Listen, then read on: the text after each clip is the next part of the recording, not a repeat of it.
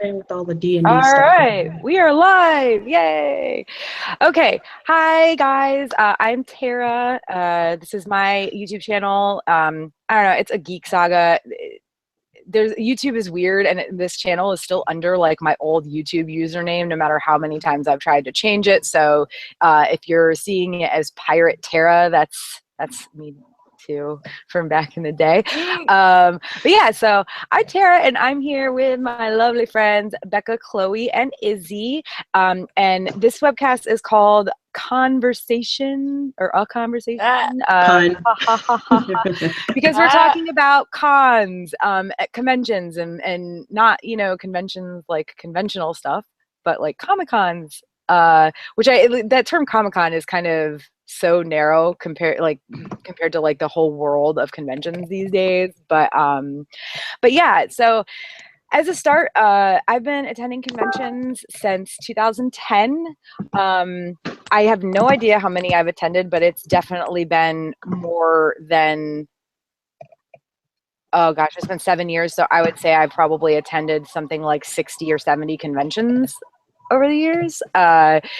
So and everything from, Dragon Con, San Diego Comic Con, and a ton of other, like little conventions. Of course, I run two conventions. So yeah, I think I'm pretty well versed in convention life. Probably too well versed. I definitely spend too much money on this nonsense, but I really love it. It's I used to travel a lot, and now my travel has kind of been relegated to conventions. And for right now, I'm pretty okay with that. Mostly because I do write and cosplay and stuff, and conventions help me get my name out there. So that's me. And if you guys want to go, I've been introducing you by like alphabetical order because it's easiest. So if you want to like say who you are, first Bekah, then Chloe, then Izzy, I guess, and just kind of talk, like say who you are and just a little bit about how you got started with conventions or whatever, and then we'll kind of dive into everything. Okay, well, I guess I'm next then because I'm a B. I'm Bekah. I actually, my best friend had done cons for a really long time, and I didn't know anything about them. And so then I met Tara in the summer of 2015. 2014. Or 2014, yeah.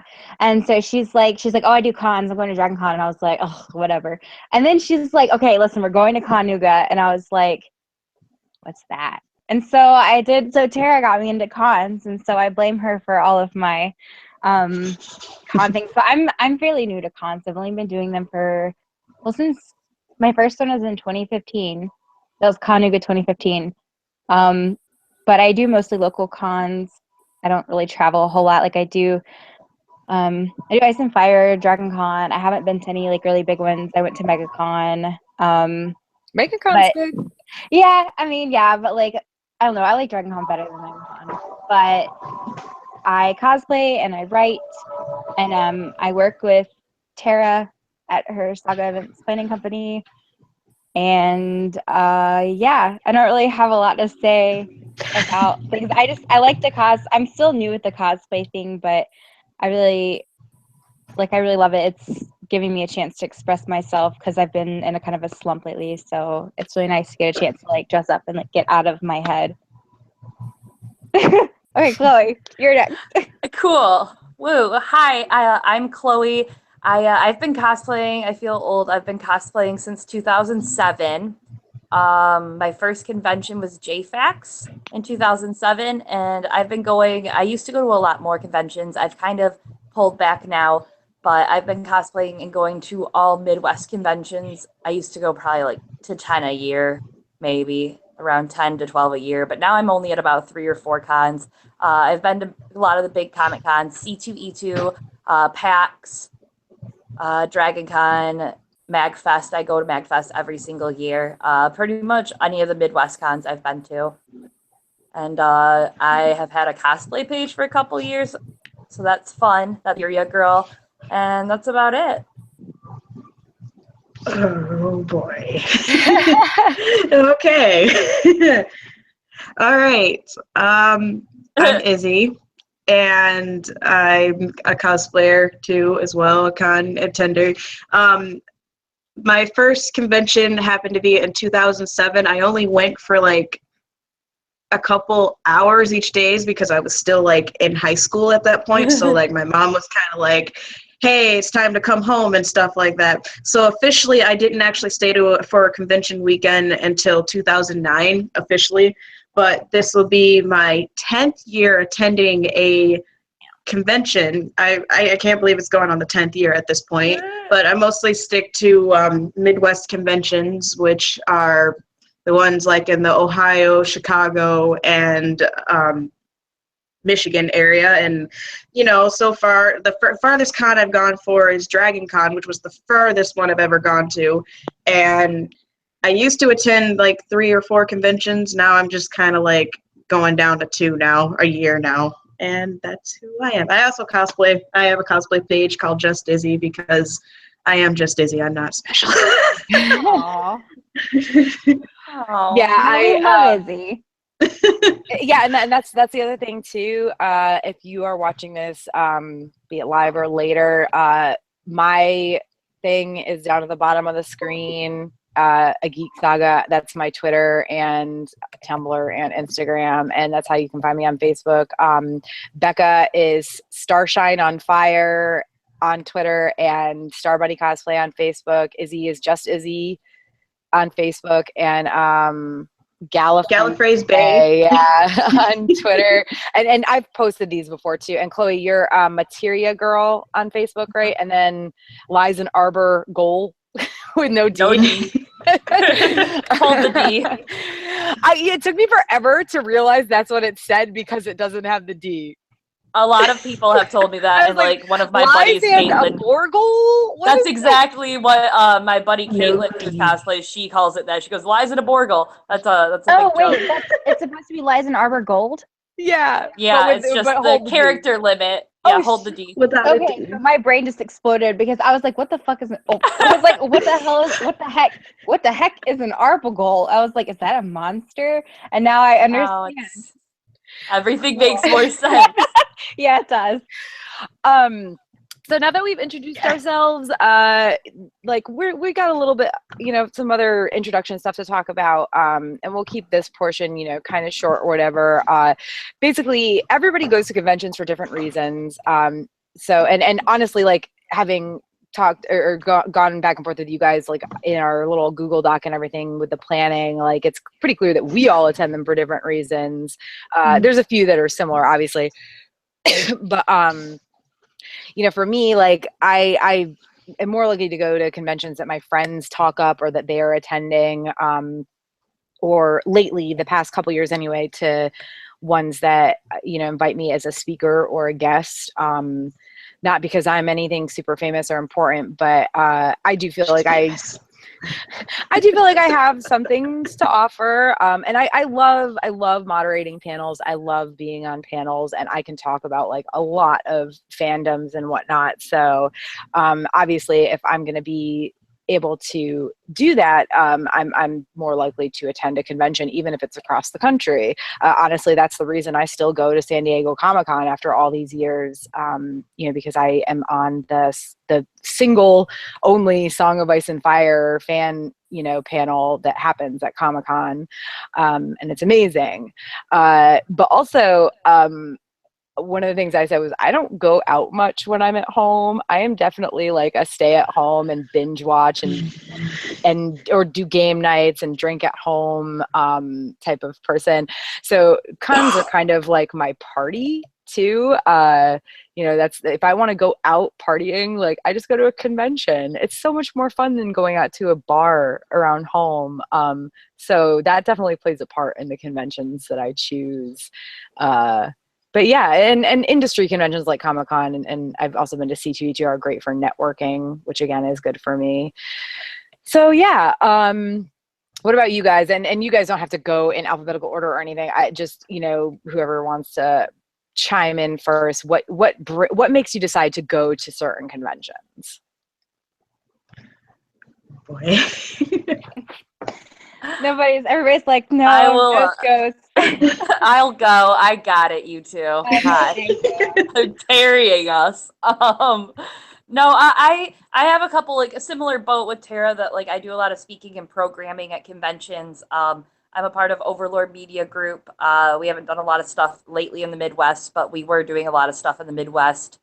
And I'm doing a lot of content writing and a lot of content creation lately. So a lot of times for cons, if I get invited as a guest or if I get invited, for programming discount for my badge or whatever, I'll choose that. It's definitely a big thing. But lately, just because since I have started mixing like the whole like business and pleasure convention kind of thing, like working at your time at a con and also still getting to hang out with people, I kind of choose my cons more based on if my friends are going to be there, what type of room I can get. I don't like just having a little small room. I like being able to have like space to have my friends in my room and whatever, entertain them when we have free time. And like, I don't know, I just like being comfortable and having a good time. And I'd rather have three good cons a year than like 10 really crappy cons where you're being 8 people in a tiny room and you don't even like it because you grew out of anime like 10 years ago. And, like, I'm just saying, I'd rather Thanks go for for saying the something truth. big. Yep, I'm here with the gospel every day. I don't. Oh gosh. I have to agree with that and everything because the main reason I even attend conventions is mostly to see friends that are like far, far away, and that's why we kind of travel like out far, and we made new friends meeting like Bekah and Tara and Chloe. I already know you from locally, Yeah. and like attending those things, it gives me my people for the time of the year, like my people association with people, and then it's back to real life and it's like I can't stand people for another little bit, and then it's like, oh, convention time again, yeah, it's time to see everybody.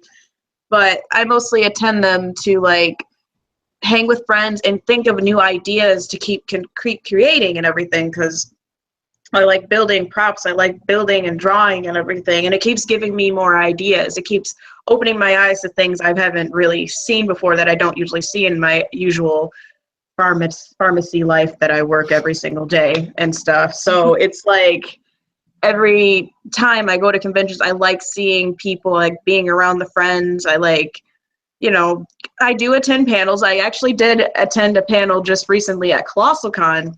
It was a panel for 18 plus, but I'm not going to get into that right now. But that was a lot of fun. And there was a lot of positivity panels and stuff that I see. A lot of people are starting to more bring that out now, like body positivity and like cosplay, like how to love yourself and cosplay, that kind of thing and stuff. So I'm starting to get more into that. And for Comic-Con wise, I like seeing big famous people like Matt Smith and everything at conventions, and like seeing them talk and everything because I obsess over their accent. I mean, so that's my main things. Before Bekah goes, like, I just want to say to anybody who is watching this now or later, this is an adult's. We're adults here. There probably will be swearing.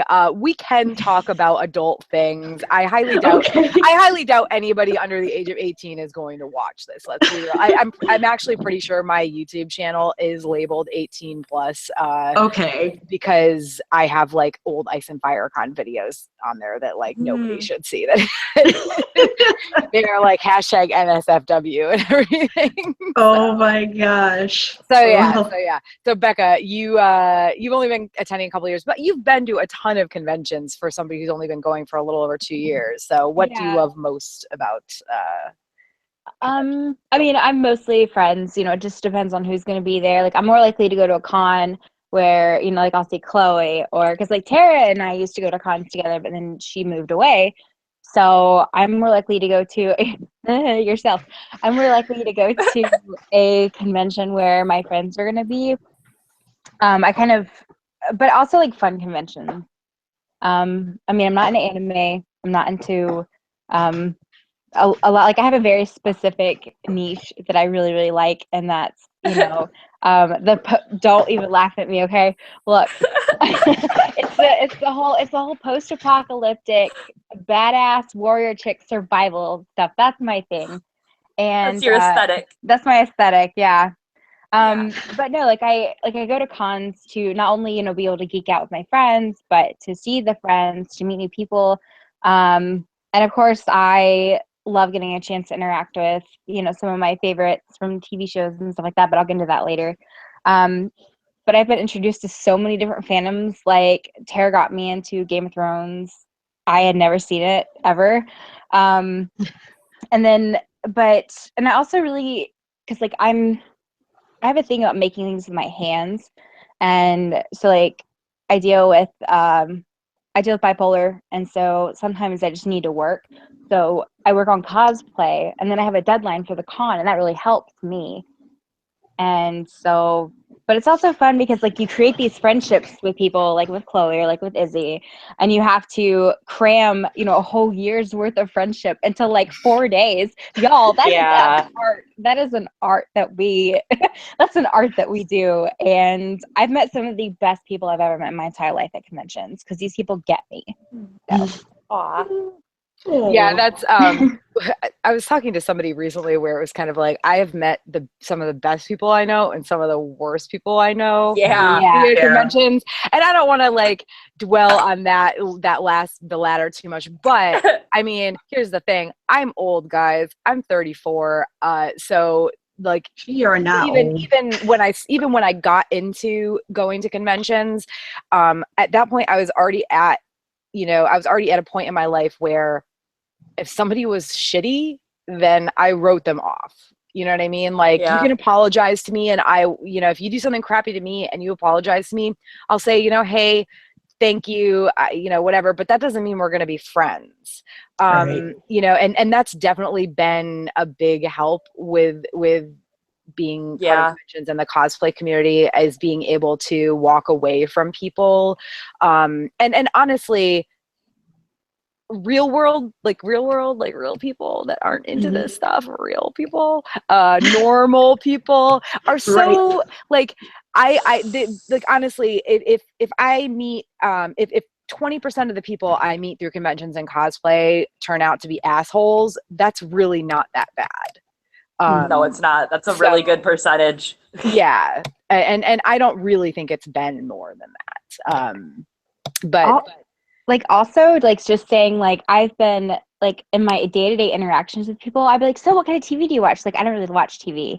I don't really watch movies. I don't really read. And I'm just like, how? Like, what do you do? Like, do you guys like, I don't understand it. Like, and it just blows my mind because I'm just like, I want to meet people. I want to date people who, they're fans, and these people are fans. And so I'm just kind of like, whenever I meet somebody who doesn't read or watch TV, I'm just kind of like, and listen, they probably have things that they're into. The thing is, it's not the things that you're into or I'm into, we're into, whatever. Well, most people are into sports and all that stuff. Yeah, like gyms and kayaking and outside. And I love sports, and I love outdoors, but I mean, if you ask me how to define myself, it's not going to be by the fact that I'm a Pats fan or a Red Sox fan or that I love hiking or that I run 30 miles a week. Like, I define myself by the shows that I watch and the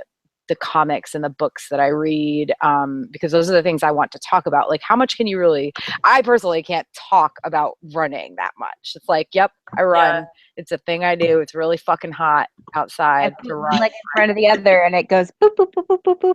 Yeah, there's not much to really go into on it. But anyway, so we talked about what we go to conventions for, and like, what do you guys care, what could you care less about? Like, what part of conventions do you not pay attention to when you're choosing which ones to go to? Oh boy. I don't really give a crap about vendors, and I don't give a crap really about guests. That's just my prerogative. The lines are too much. I would rather use that valuable time to hang out with my friends or to do another activity at the con or whatever. But I'd rather use it for that instead of like worrying about being in line. Now, like Dragon Con, once in a while I'll care about guests for Dragon Con, but otherwise the conventions I go to are really more niche and aren't all guest focused, I guess. So that's more my kind of con, the ones that aren't really guest focused. Yeah, I'm like, since my answer is basically the same exact thing as yours. I don't care about a guest list, and I don't care about dealer room or vendor room. Like, I am more likely to spend time in like an artist alley or an art Yeah. show. But even that's not something that determines whether or not I go to a convention. And I've been to a lot of conventions that, you know, either single fandom or multi-fandom that don't have a lot of guests. You know, they have, it's like Canuga. The last couple years I went to Canuga, we went to Canuga, their biggest guests were like people who played zombies a few times on The Walking Dead or whatever. And it's like, that's cool. Like, that's cool that these people are there. I'll go sit in a panel for that, but, you know, listen to them talk, ask them questions, you know, chat with other fans. But like, I It's don't. the party. It's the party. That's why we go. That one party. And I don't mean to say that I like it, I don't not care about guests at all. Like Chloe said, like if there's somebody I really want to meet, I mean, shoot, at MegaCon this year, I went out of my way to make sure I got a picture with Stan Lee because I'd never gotten a picture with him before. But you know, it's not something that determines whether or not I go to a convention. Like I just it's literally it's negative 10% of why I would go to a convention. If they're there, cool. But even if they are, it's like I see the Dragon Con guest list every year, and there's probably 20 people that I think, it would be cool to meet that person, but I'm probably not going to go out of my way to do it. What tore me apart after this year with guests and everything, I attended Katsucon for the first time this year. And you know how people are all like, oh my gosh, Jessica Negri, oh my gosh, this person, Yaya Han, all these other people. I like all these guests and everything that were coming to Katsucon. This is what really tore me away from guests. I met these people and didn't even have to pay for a badge. I didn't have to pay for anything. I met these people at the Pose bar, it was, or so, at the Washington, D.C. Chloe, do you know what that is? That big giant bar that's at the top? Yeah, 10th floor? at the top. I know what you're talking about. It was right above our room. I don't know what it's called, but yeah, they have a bar up top in the Gaylord. I met those people, and I didn't even really, I'm like, you can just walk around sometimes through a convention and you can easily find them and stuff. So I wasn't even trying to look for these people, and I randomly like found them in like all these other places. So I'm just like, I don't really care about going to see guests when I can just kind of walk around and like they'll be standing right You there. meet them. Right. And then on top of that too, like I do like the dealer's room, but I'm only going to the dealer's room for stuff that I know that I can find, but I'm not really all about a lot of things. And some panels, like if it's like a Q&A panel or Q&A panel about Pokemon or something like that, or like a Q&A panel about stuff that you already know, I just kind of started drawing myself away from those parts of the conventions and everything. But that's just my whole two parts of it. Yeah, no, I like honestly, I love attending panels, but like something like that, like honestly, I'm not gonna wait hours in line for. Right. I actually can't. Dragon Con is the one convention a year where I usually end up attending one or two of the big, like what would be popular panels, because Dragon Con has a really great disability program, and like with my knees and everything, I can walk and I can run, but I can't stand in a line, and I can't sit in those like tiny little aisles in the tiny little chairs. Like I need to be able to spread out my legs, or like an hour of standing and then an hour of sitting in a panel room like that is going to, like a couple years ago at Dragon Con, it literally put me out of commission for the entire rest of the weekend. Like I could hardly walk, you know, so because Dragon Con has such a great disability, you know, program, it's easy for me to be able to go to panels like that. But at other conventions, I can't. And the fan panels, I really, really love, but at the same time, I've been to some really awesome fan panels and some really crappy ones. And oftentimes I wish that conventions would vet their panelists a little bit better. I don't know. I'll get into that later, I guess.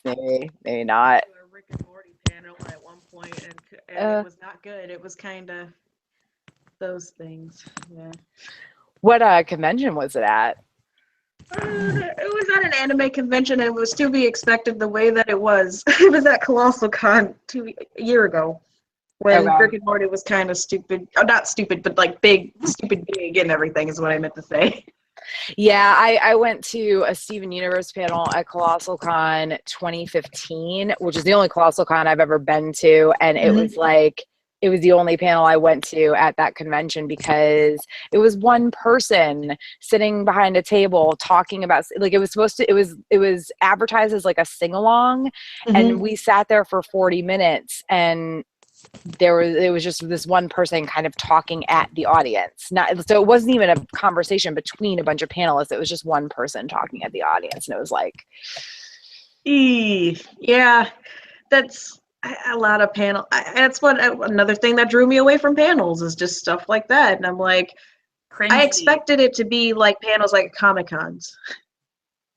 and the thing is, like, there can be, I've been to really great fan panels. I went to an X-Files one at Conuga a couple years ago that was great. And I've also been been a panelist on fan panels that I think turned out really, really well.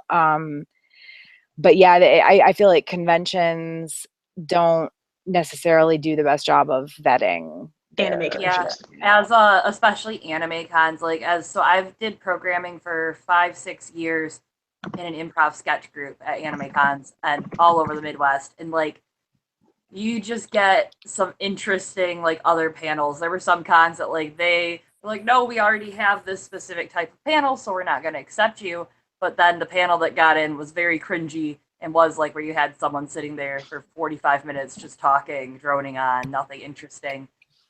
And it's like, for fan panels, there has to be some sort of interaction to keep the audience on it. Like, otherwise, unless you're laying down some crazy truth bombs about the fandom or like being really interesting, there's only so much you can do at fan panels. Yeah, I mean, honestly, I take personally the way I having moderated and been on so many panels, like the way I do it is you give the panelists time to introduce themselves and talk a bit amongst themselves. And I'm talking like, if it's a 45 to 50-minute panel, 20 minutes is how long the panelists get to kind of get the conversation going.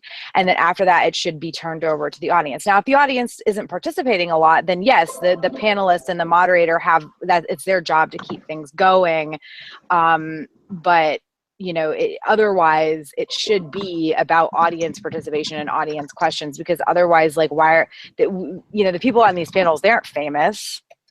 Like, no, I'm not famous. Like, I can talk about these things, I'm knowledgeable, but like, I'm there to answer your questions or to give my thoughts based on like your theories or thoughts, whatever. Yeah. So and as somebody who runs conventions, we, after Ice and FireCon every year, we have a survey, and it's impossible to take every suggestion to heart, honestly, because it's like, I swear to God, half of them say one thing and half of them are like the exact opposite of that thing.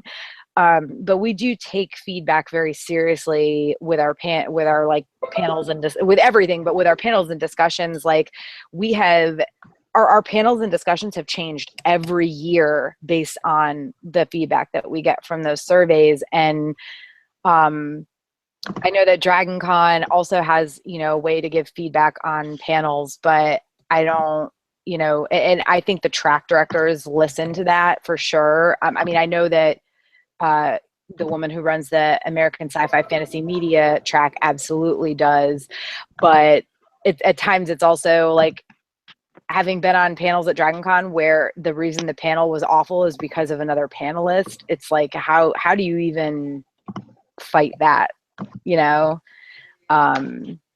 but yeah, so Bekah, poor Bekah has been not able to give her reasons why she attends conventions, or like what you could care less about. So you might as well just go ahead and give it all at once, girl. Oh, okay. I mean, well, like I said, I go for friends. Like, I don't really care about panels. Like, I can count on one hand the number of panels I've been to in the past 3 years. Remember the panel we took over though? That was fun. Yeah, Yeah, I do. And it turned from like Walking Dead into A Song of Ice and Fire, Game of Thrones. No, it was Walking. I don't remember what it was, but it was not the way it was supposed to go. But no, like I don't really do panels. Like if I want to talk about things with my friends, I'll just talk about it when we're all really drunk at the bar or whatever. Like, I mean, like I went to the 100 panel in Dragon Con 2015, and because I love the 100, like, and I didn't have to wait in a line though. I guess that maybe that's the reason why, like, I'm kind of like about it, because I've never actually had to wait in line for a panel. I've never had to wait in line to meet anybody. Lucky. I've just been very fortunate that I've just happened to wander by. What are you giggling about? Bitch. Huh? I don't know Okay, what continue. you're talking about. I'm just laughing, Okay. giggling. Okay. So I don't do panels. I don't really do any of the demos or the special an evening with. I did do the mixer thing at MegaCon for the Love is Love, because one of our reporters was not able to go to it, which is really cool. Like, it's the first time I've really gotten a chance to do something like that. And I learned a lot. But I mean, I like if it's a guest that I'm really passionate about, like I know that the 100 people are coming back to Dragon Con this year, and that's one of my favorite shows. So of course I'm really excited about it. And but I don't go to conventions to see guests, but if they're there, like that's a bonus, and I definitely will go and want to meet them. I don't really do the vendor, like I've been in the vendor room at Dragon Con maybe all of 10 minutes in the past 2 years I've been. Listen, And Dragon Con is I like, know, yeah, it's a you hot can't mess, even, I know. like, if I'm going to go to a vendor room or vendor area or artist alley, it's not going to Yeah. be at Dragon Con, because Right. if I stayed at the Westin, maybe, but I'm not walking from the Hyatt down to that America's Mart at the bottom of Yeah. the hill. And It's then on hot. top of it, like, on top of that, I've never, even last year when I went in there on Monday, it was so crowded we could hardly move. And it's like the America's Mart is just, I like, honestly, I remember when Dragon Con vendor rooms were in the hotels, like in the Marriott and Hilton ballrooms. I think there was like an artist area in one, and the artist alley was in Hyatt, and there were vendor rooms in the Marriott. There may have been some in the Hilton too, but like back then the vendor rooms were miserably crowded, but honestly they're still just as bad as they were then. And while I get that Dragon Con had to expand and move them, it's like other outside of Artist Alley stuff, which also is in America's Mart, and I'm not walking down there because I'm lazy-ish. Like everything that you can find at Dragon Con in the vendor hall, you can find at every other convention where their vendor halls are way more accessible. And like what I do is whenever I go through like vendors or whatever, like if I see something I really like at a vendor table, I'll just pick up a card and then I'll just drop it in my bag. And later, if I really, really want to, I'll just go and check it out online. Now, I spend a lot of time in Artist Alley. I know at MegaCon I spent a lot of money there, mostly for artwork. And I got like a portrait commissioned of my dog, and I know Tara got a portrait commissioned of her cat. I know I was about to show it, but Yeah, it's in the other room. I don't know where mine is at this point. But no, like I mean, I don't go to a con for guests, but like if the guest is going to be there, that's always a plus. You know, like I go for my friends, but if somebody's going to be there, like I got to meet Jack Gleason last Dragon Con, and that was amazing. And I was just a happy little monkey. I don't know what to say. I was very excited.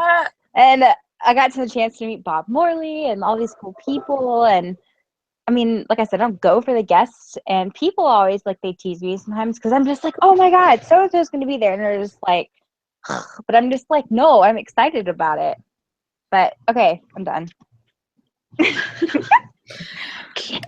I mean, yeah, there's nothing wrong with being excited. There's a lot of people that go to conventions just to meet the guests, and that's totally fine. It's just not for me. Like, I just think it's funny. You guys are all talking about the vendors and all against it. And me and my husband, we spent over $80 or over $100 at the vendors hall because we haven't been to a vendors hall that wasn't bigger than anything other than Anime Central in Chicago. We thought that was pretty big. And then we went into the Dragon Con one, and it's like, it's a whole building. And we're like, yeah. Holy crap in there. So we just go in there, and he spent $80 worth of dice. To be fair, like, well, I don't go out of my way for the vendor area. like, and that's why I don't really go to the one at Dragon Con anymore. Like the vendor areas at most other conventions are part of, you know, the main convention. Yeah. So like, granted, at MegaCon, it's rough for me because I have a booth myself, but at other conventions, like I will wander the vendor hall quite a bit. I mean, shit, at San Diego Comic-Con, I mean, this is something we'll get into later. I spend a ton of time in the exhibit hall, but that's a kind of a different animal. And we'll get into that in a bit. I mean, we might as well dive into we have a versus section. Yeah. I feel like this is like we need it's some sort of like video game thing, you know, like versus. Now fight. It's like Yeah. and it comes up like a PowerPoint, Microsoft PowerPoint. Yeah. The burst, the white. So we have a big versus section here, and some of these, it's hard to kind of label these correctly in some instances, but we'll start with single fandom conventions versus multi-fandom conventions. So single fandom conventions will be like, you know, not to toot my own horn, but Ice and Fire Con. I totally answered that wrong too. I'm just reading over this. I'm like, oh, I answered this wrong. I did not read that through. So you guys are going to continue this whole thing. I'm just gonna. It's okay. So like Ice and Fire Con, which is all Song of Ice and Fire, Game of Thrones. Walker Stalker Con, which doesn't really exist as it used to, but the first couple of years that Walker Stalker Con was around, it was pretty much, it was a horror convention, but with such a strong, you know, focus on Walking Dead that it really, you know, it could be considered, if you ask me, a single fandom convention. Star Wars Celebration is another one, and multi-fandom conventions are like everything else. I don't know as if I'm gonna not count industry conventions in this one. Industry being like New York Comic Con, San Diego Comic Con, C2E2, because those are, that industry is an entirely different thing, and we'll get into that in a bit. But like Dragon Con, MegaCon, shoot, even MegaCon is almost an industry. Well, I thought it was an industry.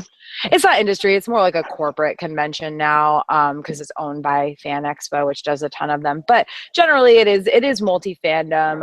So like Dragon Con, MegaCon, Con-Nuga, even basically any convention that has panels and guests and stuff that are from many different, you know, sects of fandom. Like I've had really great times at single fandom conventions. I think that if they are run well, they're the best kind of conventions. Obviously, I'm biased toward Ice and Fire Con, but even like Walker Stalker Con, the first Walker Stalker Con back in 2013 in Atlanta was amazing. I enjoyed the second one I went to. It wasn't the same, but back when they had that single fandom focus and seemed like they really knew what they were doing, which is weird that I feel like they knew more of they knew more about what they were doing the first year than they did the second year. It was really fun. I do enjoy multi-fandom conventions, but how good they are for me depends on their programming. Dragon Con is great because they have all those different tracks. So you can be into only one or two or three things, and you'll always find a ton of different panels and stuff to go, and guests, panels to go to and guests to meet that are part of those several fandoms that you love. Con-Nuga, again, it's so much smaller, but they have really great fan panels. They also have really great writing panels. You know, so it's hard to say I like one more than the other, because I think that single fandom conventions can be very badly done. But I've been lucky enough where most of the single fandom cons I've gone to have been the opposite. They've been done very well. I don't go to Walker Stalker Con anymore because I didn't like the direction they were taking starting in their third year, but you know, that's me. I know not everybody would necessarily agree with that. And multi-fandom cons, like Colossal Con actually is one that I would say, I've been to other I've only been to one other anime con. It was Anime Week in Atlanta. I think Anime Week in Atlanta was a way better convention in terms of programming and stuff. Colossal Con is in a cooler place and has more things to do. partying. It has more Yeah. partying. But honestly, like the only reason I enjoyed Colossal Con the one time I went is because of my friends. And also I don't like hot tubs or water parks or really fruity or sweet frozen drinks. So Yeah. it's just, and that combined with the fact that their programming schedule was like really shitty, to be honest, it was kind of like, I'm not, if it was something I could drive to, I would probably go back, but I'm not going to spend hundreds of dollars to fly to Detroit and rent a car and drive to Sandusky. So anyway, what do you guys think? And I know, Izzy, I don't know as if you've been to any really like single fandom conventions, but if you, I don't know, The only if one you, I've gone to was probably Midwest Media Expo in Michigan. Like, they had to make a second convention from Youmacon, which was an anime convention, but people started turning it into more of a fandom convention. And now Youmacon, which used to be called the Detroit's Anime Convention, is now called Fandom Convention because people don't fall for the anime anymore. A lot of their panels have to do with Steven Universe, Marvel, and a whole bunch of things now, and it's not even about anime anymore. And so they made this sister con called Midwest Media Expo, which was supposed to happen in April, but it got shut down this year because the hotel kind of failed on them this year. But that's what that was all supposed to be about, Doctor Who and everything, and it was supposed to be everything that was like steampunk or steam power draft. So I guess they're all pushing that all to Youmacon now. But I went to Midwest Media Expo and I got to see steampunk. I got to see just everything that was media wise. I got to see that, but I didn't really get to understand too much of it because it was still freshly new at that time. So I'm just gonna fizzle out in this conversation right here. no, it's okay. I mean, I know Chloe and Bekah have been to plenty of Chloe especially, I think, has been to you've been to a lot of single fandom cons, haven't you? Yeah, I've been to a good amount of single fandom. I've been to Long Island Who in New York, which is a Doctor Who con. Actually, really fun time, really well run. All the programming was fun. There were really fun like mixers and events. My group ran a panel, and we got to have just a really kick-ass time there. Ice and Fire Con is obviously, I go to that religiously, not to toot Paris horn for her, but I do, and I love it. It's one of my favorite cons. I've really strayed away from a lot of the multi-fandom, like, I guess I wouldn't even say like multi-fandom cons I go to, but like anime cons in general, I don't choose to go to an anime con anymore. Like if I do, like there's one that's in Lansing that all of my friends come to, and one of my buddies runs it. It's a good con. It's a fun con, so I go to that once in a while, but I don't like stay for the whole weekend because it's in my city. I just drive and find parking and hang out with everyone for the day. I mean, really the bigger multi-fandoms, I'm not as passionate anymore about it. I used to really like be like, yeah, like anime con this, and oh, we'll have a good time doing this, but it's just I don't have the energy anymore as an old wizened lady in my con career. I'm like in my 10 years of cosplaying, I'm like just tired. I just want to go do stuff I want to do. I want to go get medieval gowns on or go jump in the TARDIS and drink a beer with my friend, you know? That's so I guess single fandom wins just because you're more passionate about the stuff, you know, it's something you're more passionate about. And like I said, if a single fandom convention is run well, then it is. I really think it's better than most of the sort of multi-fandom conventions. That's my opinion. Yeah, definitely. Like, I mean, I love Dragon Con so much. Like, it's such a different beast than like something like Ice and Fire Con is. But I mean, like for me, like the amount that I love Dragon Con and the time that I have and the fun I have with the people and the memories I have is equal to the time I had Ice and Fire Con. Like those same exact, like different scale, but there's still equal amounts of like memories and like fun. Like I look fondly at it equally. So I like both, but single fandom I think is just a more intimate kind of setting. Well, and to be fair, we absolutely when Ice and Fire Con first began, and granted, you know, now that it's just myself and KK, who has never been to Dragon Con, but she has, having come to Ice and Fire Con since the beginning, me and the original organizers, we wanted it to be like a mini Dragon Con where you stay in a place and you walk to and you walk to the bars and the, you know, everything is right there and it's easily accessible, and it's a big party where, yes, there's plenty of serious stuff going on during the day, but there's also you know, other things that aren't as serious constantly, and that's definitely, DragonCon absolutely affected how Ice and Fire Con was founded and planned from the start. Oh, yeah. And I think that's why I love it so much.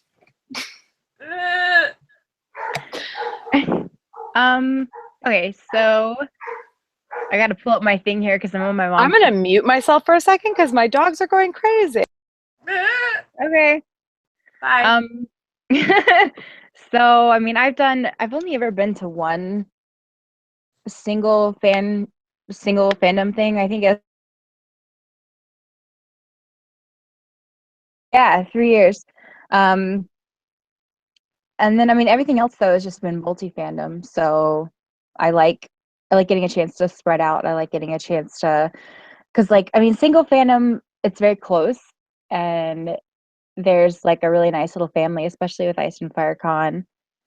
And like I've met some of the best people ever there. I see you flicking your hair. I see you. So I mean there's like a lot to do at multi-fandom conventions. There's a bunch of different, you know, things to do, people to see. So I mean it's kind of, because I really haven't been to any other single fandom conventions other than Ice and Fire.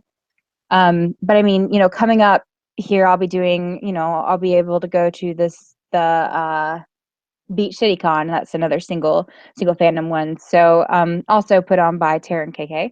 And then, by the way, doing amazing right now. And We're almost sold out. what? Really? We're almost sold out. Yeah. I was telling people. I'm talking like less than 24 tickets away from being sold out. Oh wow. Okay. Well, yeah. So I'm looking through because I have my notes on my phone.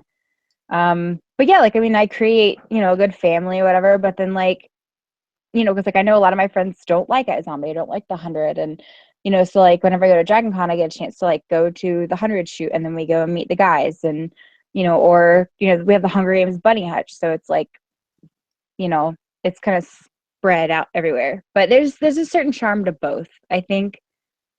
So I don't know, I can't really pick one.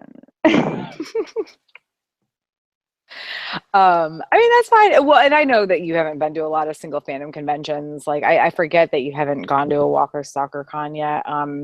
But to be honest, like, I wouldn't even call that single fandom anymore. So, and honestly, we're, well, real quick, because I don't know, have any of you guys been to, oh no, Chloe, you've been to C2E2, right? Yes. Okay. I love C2E2. I think as industry conventions go, it is amazing. I went to, honestly, I didn't go to a single like big panel there, but I went to a bunch of fan run panels that were probably, outside of San Diego Comic-Con, some of the best fan run panels I've ever been to. And you can just pick up free books everywhere at C2E2. Like all the publishers just have free books sitting out. I got like 6 or 8 free books. And that was just like, I wasn't getting there early or anything. This was me wandering around being like, oh, they have books here. I'm going to pick one up. So C2E2, for those who don't know, is Chicago. What is it? Chicago? I don't even know what it stands for. Pop Culture and Entertainment Expo or whatever. Yeah. And it's amazing. Like what I loved. So we're going to go real quick. Industry versus non-industry. I am very much I prefer non-industry, but I do see the draw of industry conventions. I've not been to New York Comic Con because I don't like New York City. I'm from New England, so I'm a Boston girl. So New York City is, but no, C2E2. It's in Chicago. It's in downtown Chicago. The problem is it's like on the edge of downtown Chicago. So if you're going to C2E2, and you want to also see Chicago, it's possible, but it's not, you know, if you're staying at the host hotel, it's not the best. If you want to like actually be close to nightlife and stuff, C2E2 doesn't have any nightlife by itself. but they do serve beer and other alcohol in the convention center, which was like amazing to me because I'd never been to a convention center convention that had that before. I've been to obviously conventions at hotels and stuff where you can go to a bar and get alcohol, but to actually be able to buy a beer, by the way, that a local Chicago brewery made specifically for C2E2 at the convention center was amazing. But I do prefer non-industry conventions. I mentioned earlier the exhibit hall at San Diego Comic-Con. As much as I don't give a crap about vendor halls and stuff at other conventions, the one at San Diego Comic-Con it's a different animal because it's more than like your average dealer or vendor hall. There are activities, there are walkthrough exhibits, there are author signings where you can collect a free book. I mean, Bekah, I got you the copy of Red Rising last year. Yeah. All I had to do was wait in line for like a half an hour. And it came with it, like they were giving Red Rising away, and Pierce Brown, who is like so attractive, signing them. And he asked me who my favorite character was, and I was like, Severo. And he was like, really? And I was like, you're talking to me. He's like, I don't care about famous people, but like this guy is an amazing writer and also really attractive, even though he's like 2 inches shorter than me. So everybody's shorter than you. But yeah, so as like I see perks for industry conventions, but I do prefer like Dragon Con. I do prefer I don't care about like the con exclusive merchandise. Yeah. Star Wars Celebration was like the exact honestly, it was everything that could go wrong with a single fandom and industry convention all wrapped into one weekend. No. It was so bad. It was like I feel like I shouldn't even be saying this because like if anybody from Star Wars Celebration ever sees this, I'll never get a press pass ever again. It was horrible. It was probably the worst convention I've ever been to.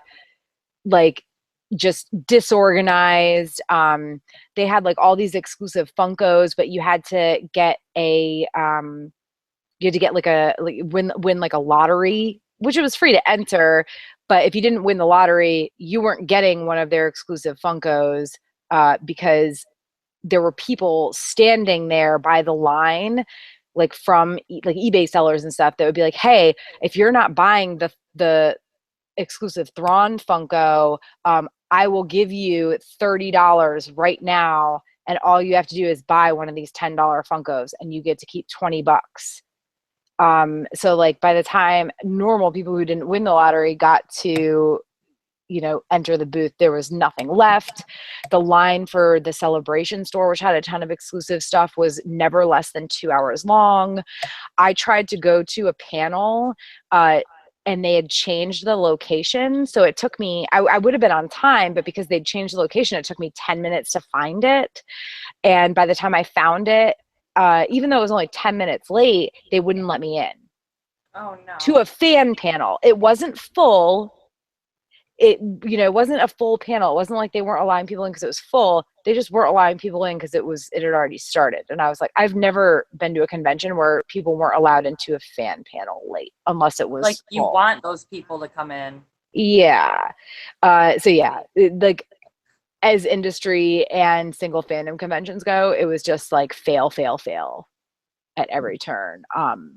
But again, I do think that industry conventions had their perks.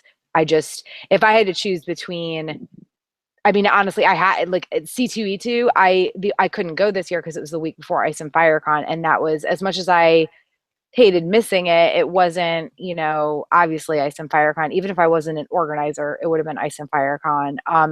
If I had to choose between Comic-Con, like San Diego, and Dragon Con, I would go to Dragon Con 10 times over before I would go to Comic-Con. They're fun, but yeah, I feel like Comic Cons, like a lot of the big like industry cons, are also a lot more make your own fun cons. Like you don't get to enjoy it as much, like a lot of the events, like yeah, some of the panels are good, but there's only so many loops around the whole entire room you can do to look at stuff, like, after a point, if there's no programming going on that's tickling your fancy and you're tired and you've been in comic book costume and corset that's breaking your ribs and, you know, whatever all day and heels, and you're just like walking around going, oh, it's that artist that I'm not going to talk to again because I've talked to them twice now. Like, it just gets so old after walking around, and like exactly what you like, Dragon Con always has something to do. Like, no matter what, you can go, oh, I can check any of these tracks. I can do this. It's just, I feel like a lot of the industry stuff is fun, but it's very business run. You can tell where the money is coming in from what, and it's just it can be a little obtrusive. I feel like it's not as organic of an experience. Yeah. Like I said, there are pluses to industry conventions, but nothing that would make me choose one of them over like any non-industry convention. Yeah, absolutely. I mean, honestly, if it was like, if it was if C2E2 got moved to February for some godforsaken reason, and it was between C2E2 and Con-Nuga, and this is me actually being able to attend one of them, I would choose Con-Nuga in a heartbeat. So, and that's a small convention on top of it. I'd have to agree about the Comic Cons and everything, like Wizard World conventions. I feel like they are just a huge money grab every time and everything. Like, unless if you want to do this, you got to pay for this. Well, if you want to do this, you got to pay for this. It's like, well, what did my badge get me for? And it's like, well, we got to pay for this too. But the plus side is I got to meet Matt Smith with my husband. That was our first date and everything too. Aww. And then we got to meet Jenna Coleman, when we got to things like that. And we went to Indiana Comic Con, and I was just having a conversation with someone else about this the other day, who was trying to convince me about Indiana Comic Con, and which we've gone to before. And that's how we met Jenna Coleman. And they had said well, if you go to these other things at the comic convention, you can check out this stuff. And I'm just like, yeah, but everything costs so much money and stuff. There wasn't very much else to do. There wasn't I expected it to be like an anime convention, but I don't really do things at anime conventions either, because I just I don't know. I just expected more out of it, but I just not already just kind of get conventions. I'm just here for the people anymore now too. So besides a guest, if I want to see more Doctor Who guests, that's pretty much it. Where's my? Well, I mean, and honestly, that kind of pulls us into the next portion, which is corporate versus non-corporate conventions, because Wizard World and nowadays Walker Stalker, which I think is now being called Heroes and Villains Fan Fest. I don't even know if I think they do still have Walker Stalkers sometimes, but it's not. They used to have 6 Walker Stalker cons a year. Now it's 1 or 2, and then the Heroes and Villains thing. I mean, even MegaCon, which used to be an Orlando-based convention, but is now owned by Fan Expo, who is a Toronto-based company, and they didn't just buy MegaCon. They, not only do they own Fan Expo, and they do Fan Expo all over Canada, and they do one in Dallas, but now they also own MegaCon and MegaCon Tampa Bay and Boston Comic-Con. So corporate versus non-corporate. Now Dragon Con is probably technically a corporation. I'm pretty sure they are for profit and have been for a long time. But we're talking, so corporate versus non-corporate may not be the best way to put it. I'm not quite sure how to actually word the exact difference, but I'm talking, Dragon Con, Con-Nuga, Colossal Con, Youmacon, I'm not even our little conventions versus, Fan Expo, Wizard World, these big corporations that run 4 to 10 at this point conventions a year. What do you guys think about that? Are there perks to the corporate conventions, and what do you like about them if you've attended some versus I don't know. I have a lot of thoughts about corporate conventions. I have a lot of thoughts, so buckle in, you guys. Let's just buckle on in. Good. All right. Now that we're all toasty and warm and cozy. No, I've been to both. And corporate cons, it's just when a con gets so big, like Dragon Con, of course, is technically for profit because they have to pay their people that run it, and it's so big that once it escalates in the market so high up and becomes such a successful con, it's gonna end up that way. I get that, but like these people that come in for corporations, like the big like Fan Expo, etc., like the big stuff where they're charging like hundreds of dollars for a ticket just to even get in because they have all these guests that they just forked out all this cash for to just draw people, but there's no actual intimate like connection for the convention goers, if that makes sense. Like there's no intimacy where like it makes you want to go to that con besides, oh, this famous person's going to be here and you're paying $150 for a ticket to go maybe see a famous person and to walk around and be dressed up and see friends. Like it's just not really worth it. Mm-hmm. Like if you want to see really big cosplay, that's really big at a lot of the bigger corporate cons. Like people bring out a lot of their big stuff. That's cool. If you want to see the big guests and you really like, there's a guest that never does cons and you want to fork out the big money, then sure. But like, it's just such a rip off. Mm-hmm. Like I feel like corporate cons are a rip off, and it's an obvious rip off. And it's like, why do you keep giving them the money so they can keep ripping you off? We the people of the conventions should be, controlling what we want to see. Okay, that's all. You want a revolution? I want a revelation. So listen to my declaration. Exactly. Rise up, cosplayers. I mean, yeah, I prefer not for profit or what I would consider, non-corporate is not, I know it's not the right term, but it's the best thing I can think of to describe them because like and Dragon Con and MomoCon are the same company now, but there's still for fans by fans. And I'm not saying that corporate conventions are all run by people who are just completely greedy and have nothing to do with these fandoms, but they're like, my biggest issue with these for-profit corporate-run chain, that's what I'll call them, chain conventions, like Wizard World and whatnot. They have no programming. Like, I don't want to wait in line for hours to go to a Q&A with an actor or actors, and often that's all they offer in terms of panels. And sometimes it's not even, one per hour. It's like 2 or 3 a day, especially with Wizard World. The vendor rooms, they aren't even like, I would say like there's a huge percentage of these vendors at these big, chain conventions that aren't even selling geeky stuff. Like there was a Wizard World issue in Chicago last year where there was like a gun company that was like going to exhibit there, and you couldn't buy like live guns, like actual real guns at the convention, but you could order them. What? Yeah, it was earlier this year, maybe it was like sometime last year. It was Wizard World Chicago where they had to like, people were complaining about it once they heard that this was happening and they had to remove this vendor from the list or whatever. It's like they don't vet their vendors at all. So didn't we just have a shakeout one? Yeah, I was gonna say that, but here's a hot take on that.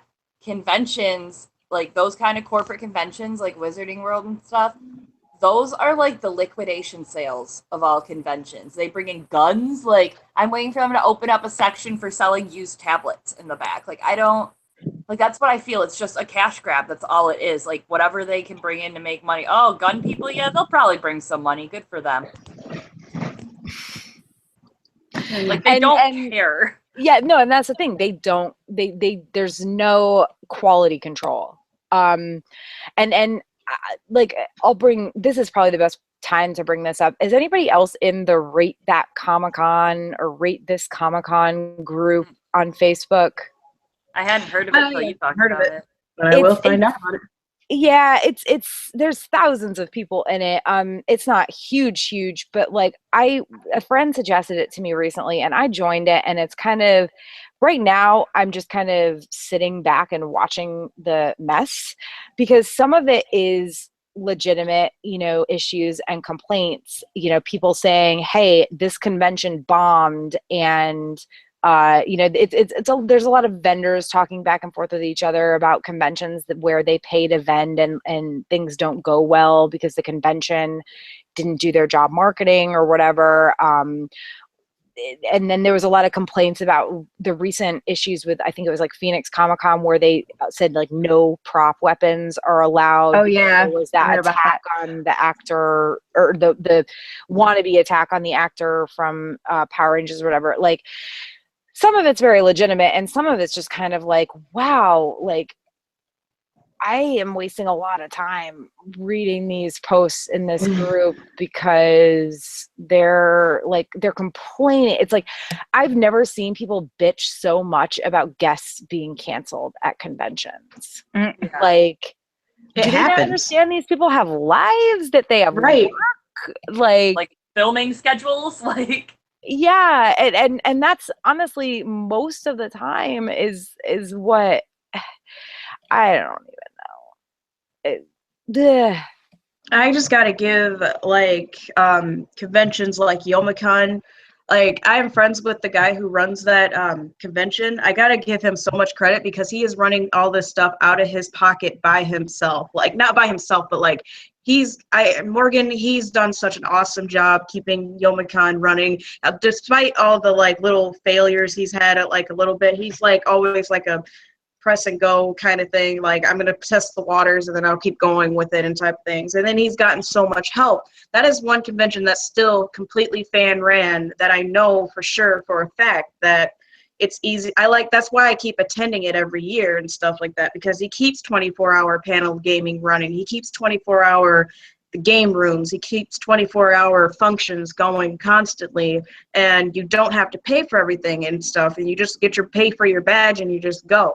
And provided that they're not an anime convention anymore, it's just, I like the fact that they keep on going with a lot of stuff. And still, it's not like a Comic-Con. It's not like anything that has like big named guests. It's mostly the same anime guests, Steam Powered Draft, like YouTubers, like big name YouTubers and stuff is what they're starting to bring a lot more now.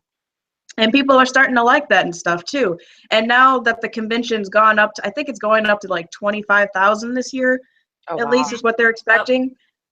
So I'm very shocked about how far this convention has gone, because back when it was at the Hyatt Hotel in Dearborn, it was only like 5,000 people. And now we're up to 25,000 people this year. And I'm like, wow. When it was at the Hyatt in Dearborn, it was like 3,000 people. Okay. It wasn't even 5,000. Like, that's nuts. And then if you want to put it earlier, when it was at Troy, the first year, I mean, that was way less.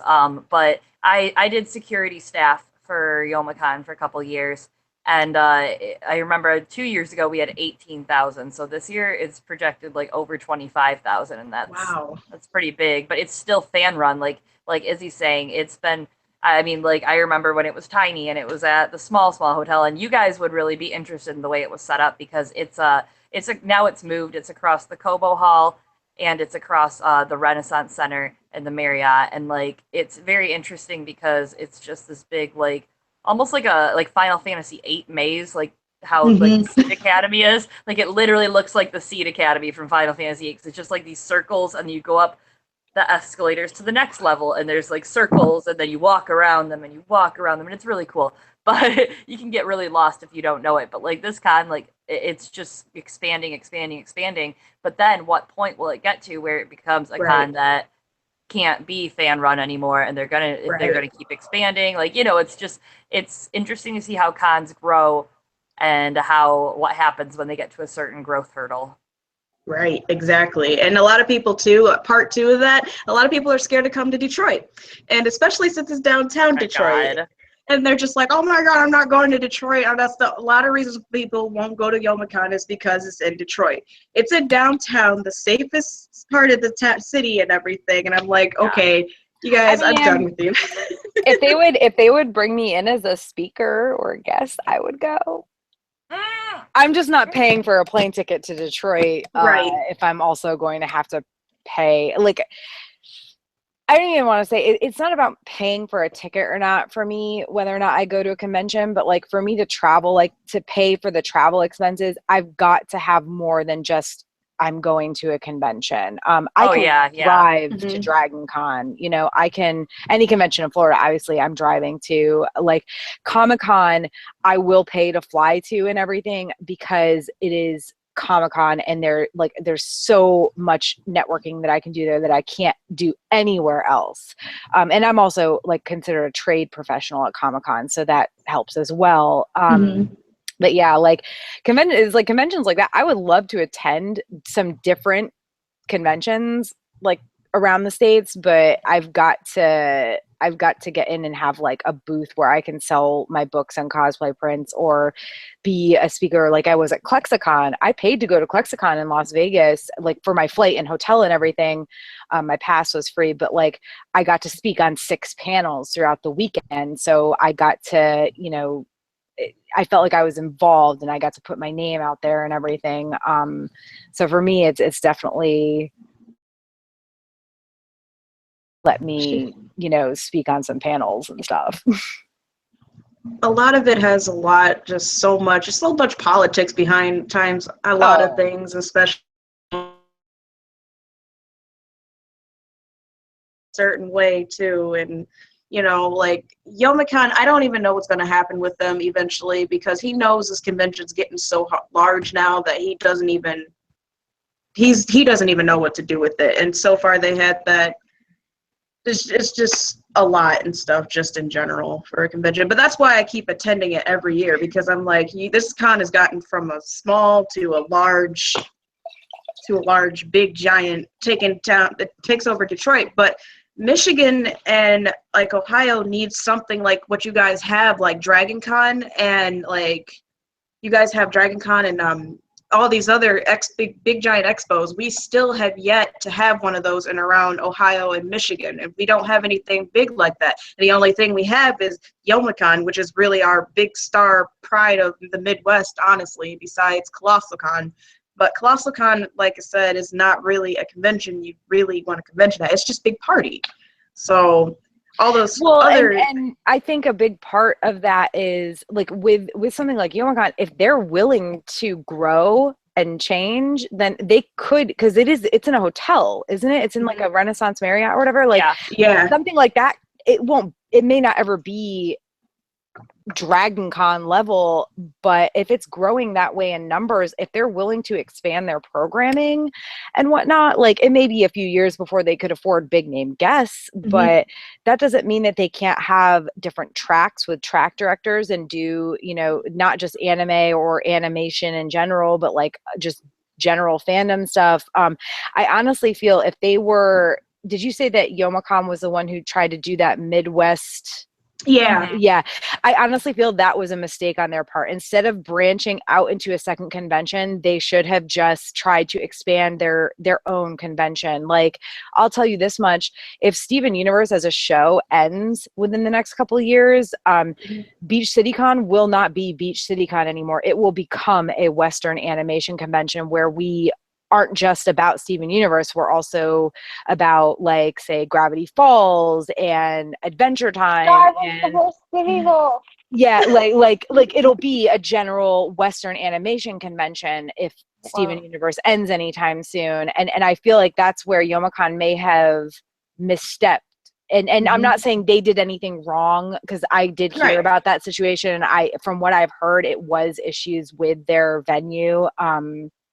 And it wasn't, really their fault or whatever, that things went bad. But I mean, and if you want to grow, I feel like everybody just, their first thing is, okay, if we want to grow, we've got to have more than one convention. That's the worst decision you can make. Yeah. That is like owning a company and deciding, like, we want to be bigger, so we're going to split this into 2. No, you don't do that. That's like the first rule of business. Sorry, this is me going all like business on everything. No. But I think a big thing too with them is that Youmacon, like turning it from an anime con to a fandom con in itself was a big deal. Like it doesn't sound like a big deal and didn't read as a big deal, but that is a big deal to turn its focus away like that, because they were adapting with the times. And I think Morgan knows kind of what he has ideas about expanding. Because I mean, like Detroit, like Izzy was saying, I mean, people don't want to come to it because it's in Detroit, but like if they utilize it's also in like the fall, so it's sometimes the weather can be kind of patchy, so it's not like as easy to just say it's always going to be beautiful. It could be snowing, it could be not, but like the downtown, the Hart Plaza. I mean, they could spread it across downtown Detroit a lot more if they could expand it. But I think that's definitely something they're going to have to do. They've already expanded it to the Kobo Center, which is already across there, and they are expanding it. So, I mean, really, the next step is expanding it to the other hotels for programming. But I don't think that really they have quite that much of a need for that yet. But I think eventually it will come to that. It's gonna get there. I feel like within the next 5 years, Yomicon's gonna be at least at 30,000, and we're gonna be like, oh crap, what the heck are we gonna do? Because what happened? Yeah. It's already, the hotels are already selling out in like minutes. Some hotels, everything, it's all downtown, then that section is getting sold out in like minutes, and you're like, I don't even know if I'm going. I literally just bought my hotel room as soon as I heard they were going up. Like, I have a friend that told me, hey, they're up, they haven't announced it, but they're open, and I was like, bye, and I just booked my hotel just in case. Unless you're staying at that Rensen hotel going up and down that elevator. No. No thanks. Yeah, I've heard your complaints about that. I ran into a similar situation at C2E2 last year, where I had to, for reasons I cannot disclose, I had to find I mean, seriously, they're very personal, like health reasons. I had to find an employee of the hotel and be like, I need to get up to my room. How can you do that? And they had to bring me back, like, behind doors to like the service elevator to get me up to my room, because the wait for there are like 4 elevators in this Hyatt that's attached to the convention center where C2 is held, and it was like right at the end of the day, and the wait was like 45 minutes for the elevator. Wow. It was insane. But yeah, so and I think, Bekah, you're maybe the only one we haven't heard from in terms of corporate versus non-corporate. No. Nobody's, who said sorry? Me. No. So Bekah, because we have other things to talk about, like, right before we wrap this up. But you, what do you feel about like the whole, like, again, corporate versus non-corporate is probably wrong. It's more like chain versus not chain conventions. And I guess like MegaCon is really the only like quote unquote chain convention you've been to, and even then, I don't feel like I still don't feel like MegaCon has reached that point of really being so, so part of the Fan Expo brand that they aren't their own thing. But I don't know. What do you think about like the corporate versus non-corporate, or chain versus not chain conventions? I mean, I've never been to a chain convention, so like I can't really see, like, I mean, not Dragon Con. MegaCon is the only thing I can think of. And oh, here comes a dog. No, you can't come here. No. Bring the doggy. Anyway. Bring the doggy. She's gonna jump on me in a second, I'm sure. There's a little nose over here. But no, I've never been to a corporate convention. So I mean, I can't really say anything, but like, like whenever what was my first convention? Like my first convention that I went to that was like a big one was Dragon Con 2015. And I got so excited because who was it that was going to be there? It's Richard Harmon. And all my friends know about my thing with Richard and with Murphy. He's my favorite character on the 100, and I'm just like, and the Richard's a really swell guy. And so I was just so excited about that. But I've never, like, I mean, Dragon Con for the most part, like, okay, so like Dragon Con is a good convention. Like, it has, for the most part, a pretty good reputation, I think, other than, like, and I think that people have a good time there, unless you're, trapped in the habit trails or you're being baked alive in your costume. Because it gets hot in Atlanta in August and September. That's a little bit of an understatement. I mean, like, I don't know. Like, I get excited about, and there are some people who are just like, and I've dealt with this a couple of times where people have just been like I'll get really excited about a guest being there, and they're just like, oh, you go for guests? And I'm like, no, I go to see my friends, but like, the fact is that there's somebody there that I really want to see, and I get excited about it, but then I feel guilty for getting excited about it. And like, I mean, I don't go just to see them or whatever. Like I get a selfie and, but like I've never done a corporate convention, so I can't really say one way or I the mean, other. I guess technically you can say that MegaCon has been a corporate convention the past couple of years because it has, it's been owned by Fan Expo since before MegaCon 2016. But like I said earlier, I've not been to other Fan Expo conventions, and I do really feel like at this point in time, the MegaCon conventions that are down here, they are not like anything like a Wizard World, or honestly, like Walker Stalker, which is Walker Stalker and or Heroes and Villains, whatever the fuck they're calling themselves now, because like I'm totally lost as to what the fuck is going on with them. But like I knew these guys, like I did interviews with them for the Geekiary when Walker Stalker was was first created, before it even happened. And like these are just two fans that ran a podcast that were, super excited about having a fandom convention. And the reason I didn't go in 2015 to Atlanta was because I could not justify the cost of the hotel. Like I had a press pass, but I could not justify the cost of the hotel because they had no scheduled panels except for the Andrew Lincoln panel, which was $25 to attend, and press did not get free tickets. Their nightlife was a separate ticketed event. So like, yeah, I basically had a press ticket to a vendor floor.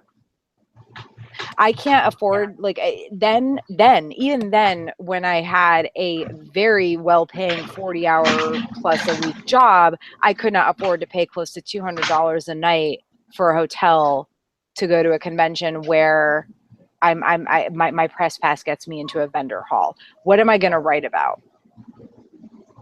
And that was kind of my first, having never attended a Wizard World. I still haven't attended a Wizard World con. That was my first sort of foray into the whole, wow, there are conventions out there that have no programming, and their idea, I understand that the Andrew Lincoln panel, the money was going to charity. I think Andrew Lincoln is a great guy. Like I've met him. He was very, very nice. I don't blame him for this at all. And I'm cool with them charging for the panel if the money is going to charity. But as press, what am I supposed to cover if the only panel you have scheduled is something I have to pay for? That goes against everything I believe in. So, that's kind of to me, I feel like Walker Stalker / Heroes and Villains, whatever it is now, is more of a corporate shitty, whatever nonsense convention thing than MegaCon is. And again, I don't have complaints with MegaCon or Fan Expo, because as much it is probably the most corporate / chain convention I've attended recently, they do still have fan panels. They do still have a good artist alley.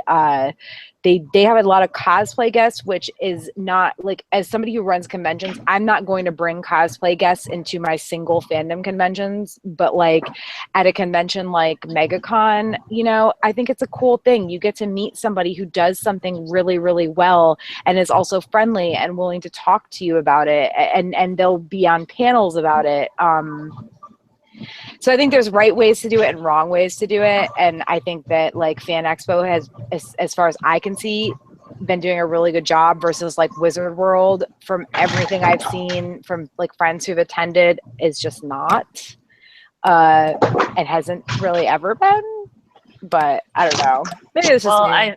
I think it comes from also there's a lack of being in touch with the fans, where so MegaCon and Fan Expo, for example, that all, they care about what the fans want, and they give a crap. The people that are attending, they actually listen to what they're saying and say, okay, they want that. That's cool. Where Wizard World doesn't care. This is how it is.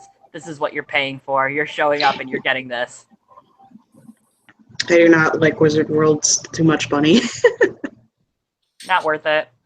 My dog just walked in here and farted. Nah. I'm not kidding. Like, he walked in here and I was like, oh, there's a dog. And I bent down to pet him and then it just like wafted up into my nose and it's the worst thing I've ever smelled. Oh my God. Rigby has the worst farts. That's who it was ever. too. You know it was Rigby. Of course it's Rigby. Rigby has like acid farts that like burn a hole in the atmosphere. Like it's bad. The cat's just chilling here. Anyway, so we've been close to an hour and a half. This is a good length. My closing question before we wrap this up, because this is something that I've seen like come up in that Rate That Comic-Con group and also in discussions with friends. Is the convention market or whatever you want to call it oversaturated right now? Yeah.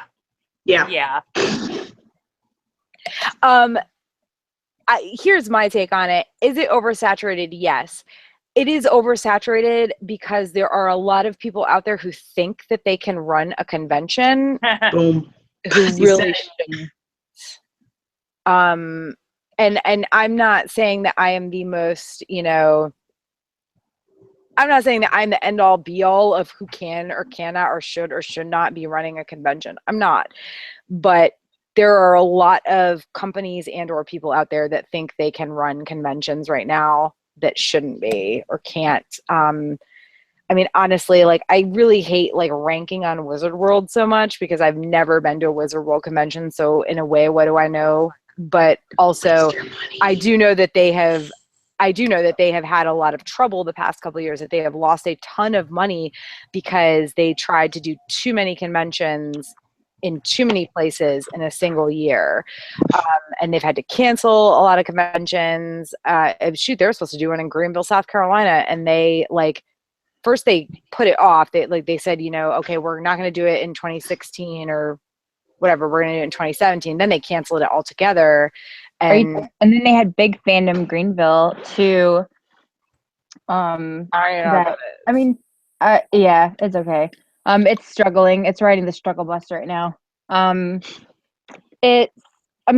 far as like the convention market or the saturation of it, like I haven't really been in the convention scene very long, and like I don't really pay attention to a lot of conventions. The only time I ever pay attention is whenever my friends are posting photos. Like I know MomoCon, I know Katsucon, but I don't know all of those Anime Weekend Midwest Happy Fun Time Hour. Like they all sound the same after a while.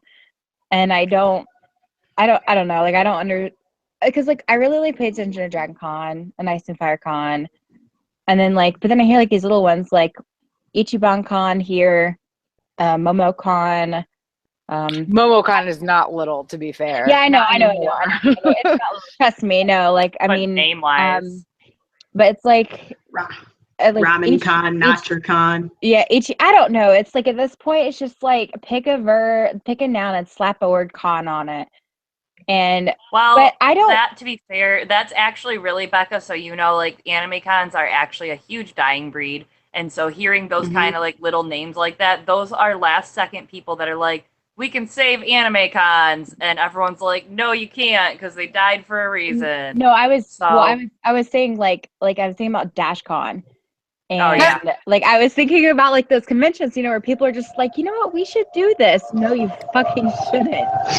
And honestly, I will touch on DashCon right now. Let's do it. Call them out. No, I'm not calling out DashCon. I'm calling out everybody who compares every new convention to DashCon. Yeah, all the people who are about BeachCon. Oh, you guys the new DashCon? And I'm just like, no. Like I don't know. It just Here's the thing. DashCon was it was supposed to be like a Tumblr convention. Cool, fine, whatever. The problem is the people who were running it had no planning experience whatsoever, and they also had no like monetary, like they had no idea how to run like the accounting for a company.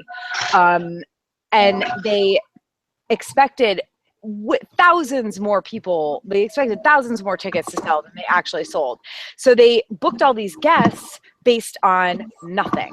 Like they didn't even make it was an Indiegogo. So when you run an Indiegogo, you don't have to make, like, you can say your goal is $10,000, but you'll still get the money if you only make 5,000.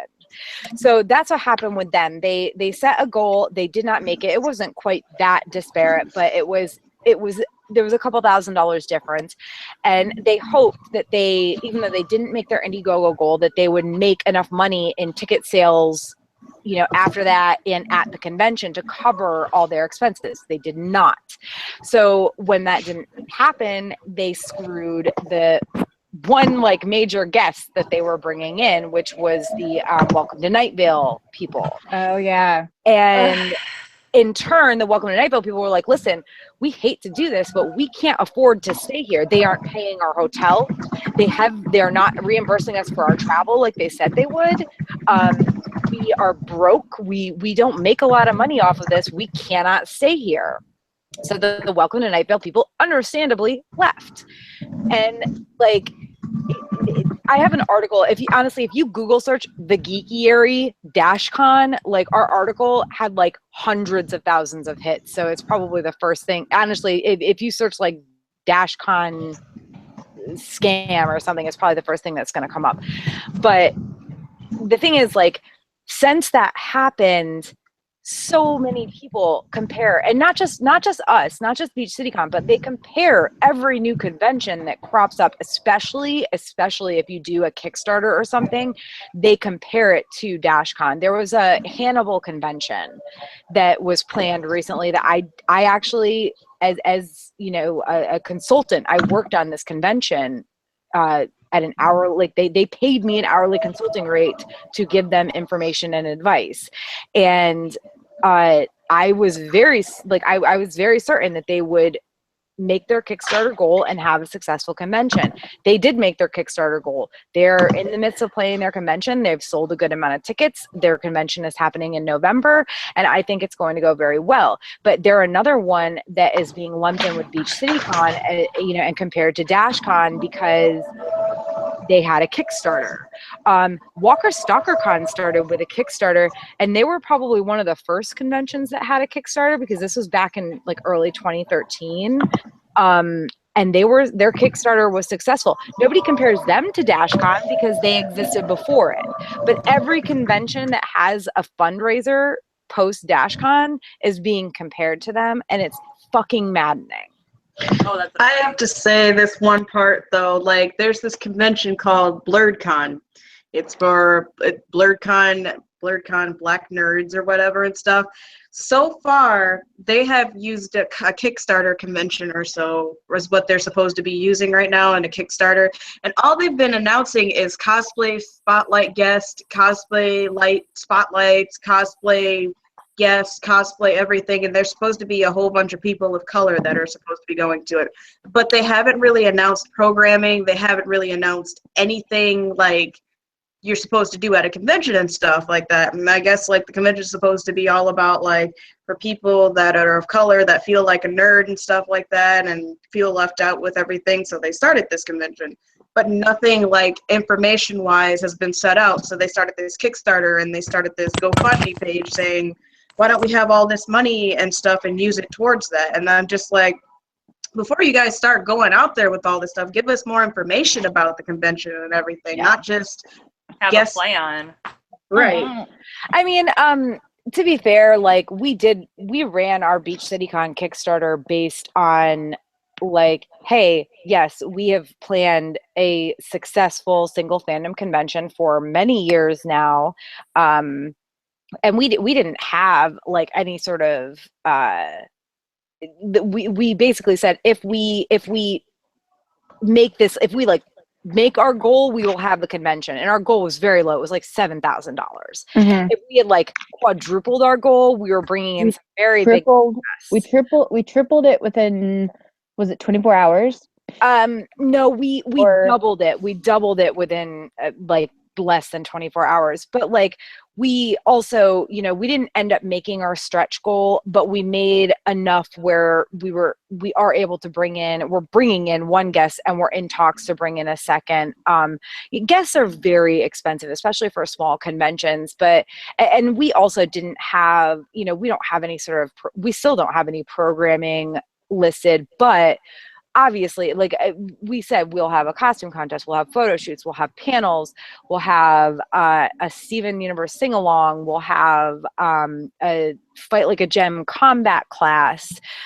So we didn't have anything super specific, but we did know, you know, these are the general things we're offering.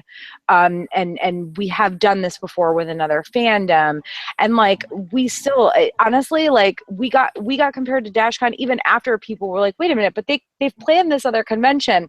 Oh, by the way, that doesn't count because Ice and Fire Con is a bar crawl is what we were called. We were compared to a bar crawl. Yeah, I remember that. And I was like, bar crawl. we were compared to a bar crawl.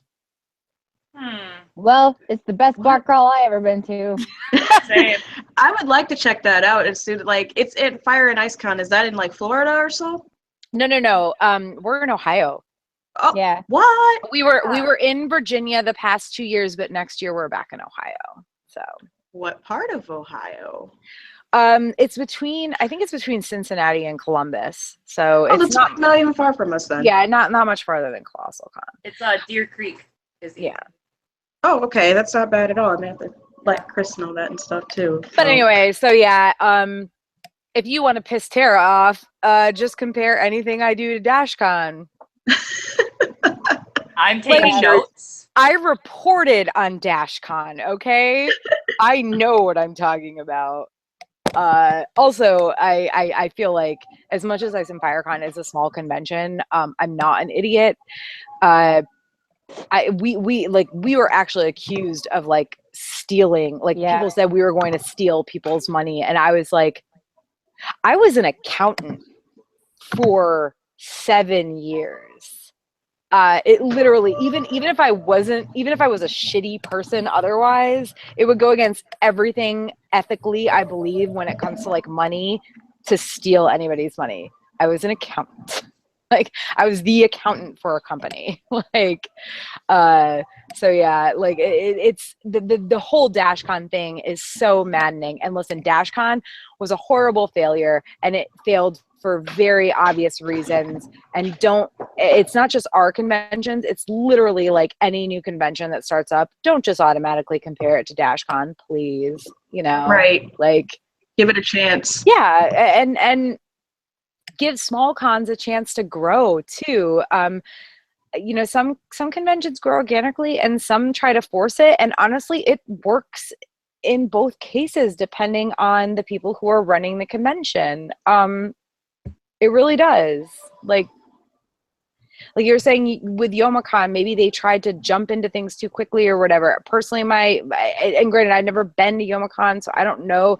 I think them trying to create a separate convention wasn't the best decision, but like, I feel like with what you said about their numbers growth the past several years, I feel like they have something going for them that could work if they do it the right way. And like, yes, the convention market is oversaturated, but I think part of that is that a lot of the conventions that aren't worthwhile are going to get weeded out. And the big conventions and stuff too, like, sorry to interrupt and everything, like the big ones are like YomaCon. The only reason it even got to the size that it is right now is because of location. Like, that all had to do because, like we said, we were in Dearborn and then like Troy and then Dearborn, and then it got to Detroit, and then it just blew up from there and stuff because they got Detroit, they got the media, they got all types of things and everything and stuff in that, and that's what got them going. But then they tried to start a second convention, which was Midwest Media Expo, and they're still kind of on the cool rocks with that right now. So I don't know how much longer they're going to keep trying to continue to push that convention, honestly.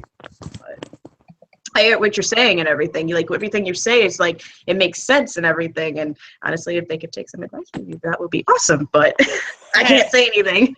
Well, and I think that it's already started. you know, like there are still new conventions cropping up constantly, but they either kind of fail immediately. I feel like most of them that aren't worthwhile are failing immediately, which sucks for them and for the vendors that pay to be vendors and for the people that pay for tickets and don't have a good time. But, you know, I'm not saying don't give new conventions a chance by any means, because there are some really great new conventions that have happened. And I mean, like, and then there are some ones that I went to a convention in Greenville that doesn't exist anymore, that was, you know, it existed for a few years, then they took a break for a couple years, then they came back and they had, you know, 2 years in a row where they had this convention. And What was it? MonsterCon. I know. Yeah, I feel like I heard of that before. So there's more than one MonsterCon in the States. So Okay. you may not have heard of this one, but it wasn't like it was a bad convention or anything. And Greenville is ripe for a proper convention, as South Carolina Comic-Con can attest. But you know, they had issues with venue, and then like the third year they did it, they moved it out of Greenville up to Gaffney, which is like middle of nowhere, South Carolina. And the guy who was running it, no, I won't even say anything, never mind. There were some control issues. Yeah. With the person who is running it, like wanting to do everything. And then there's some things, like if you are running a convention, you need to understand that sometimes there are things that you should not control.